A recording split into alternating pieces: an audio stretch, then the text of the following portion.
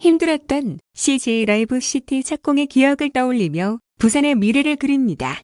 시작이 반이라는 말도 있지만 주권자의 삶을 바꾸는 일에는 마침표를 찍을 때까지 끊임없이 노력하는 집념이 필요합니다. 경기도지사 시절 착공에 들어간 CJ 라이브 시티, 전 세계 1억 한류 팬을 맞을 K 콘텐츠의 성지이자 365일 불이 꺼지지 않은 살아있는 도시의 탄생이 그러했습니다. 2005년부터 추진된 고양 한류월드는 15년간 진행과 중단을 반복하며 고양 시민들을 희망 고문하고 있었습니다. 사업제도 정해졌고 부지의 테마파크와 상업시설만 건립하면 되는데 사업 전망을 확신하지 못했던 CJ그룹이 투자를 망설이고 있었기 때문이지요. 지역 청가를 중심으로 부정적 의견도 들려왔습니다.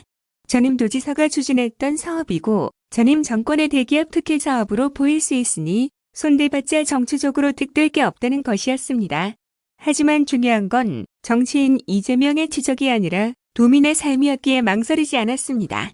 콘텐츠가 미래 먹거리가 된 상황에서 경기 북부에 세계 최초의 K-팝 전문 공연장 및 콘텐츠 경험시설, 문화 콘텐츠 업무시설, 랜드마크 시설 등을 갖춘 K-콘텐츠 경험형 복합단지를 만드는 일은 일자리 창출과 지역경제 활성화를 고려했을 때 포기할 수 없는 것이었습니다. 기업을 움직이는 건 말이 아니라 행동입니다. 경기도는 물론 고양시까지 함께한다는 의미에서 2019년 2월 경기도 고양시 CJK밸리가 한류 콘텐츠 산업 육성 및 관광단지 활성화를 위한 상생협약을 맺었습니다. 도는 관계기관 조율과 기반시설공사, 고양시는 관련 인허가 등 행정사무 지원 및 입지 환경 개선, CJ는 CJ 라이브 시티 조성에 힘쓰기로 의견을 모았습니다. 경기 북부의 대기업과 R&D 연구소를 유치한 사례가 많지 않다는 걸림돌도 해소했습니다. 같은 해 12월 한류월드 한복판의 경기문화재단, 경기관광공사, 경기평생교육진흥원 3개 기관 이전을 공식화했습니다. 시너지 효과를 기대할 수 있도록 인근의 일산 테크노밸리 사업 추진에 심혈을 기울였고 킨텍스 제3전시장 건립을 확정했습니다. 행동으로 보여준 진심이 통한 걸까요?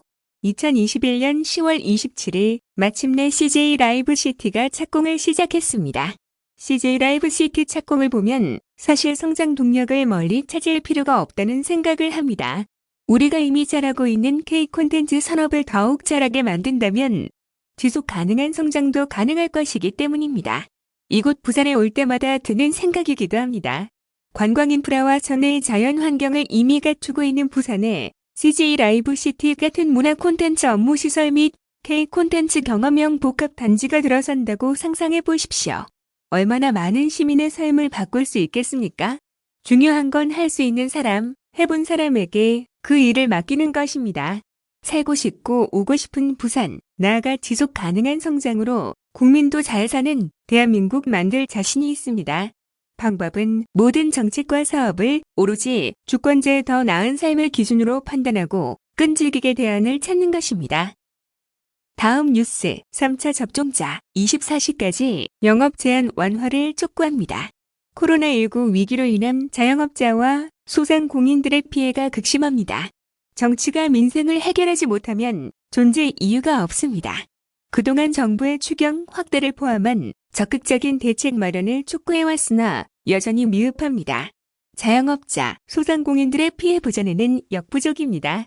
최소 50조 원의 재원 마련을 통해 피해 보상에 나서줄 것을 다시 한번 촉구합니다. 오미크론의 우세종으로 자리 잡으면서 확진자 수는 크게 증가하고 있으나 다행히 위중증 환자와 사망자 수는 서서히 감소 추세를 보이고 있습니다.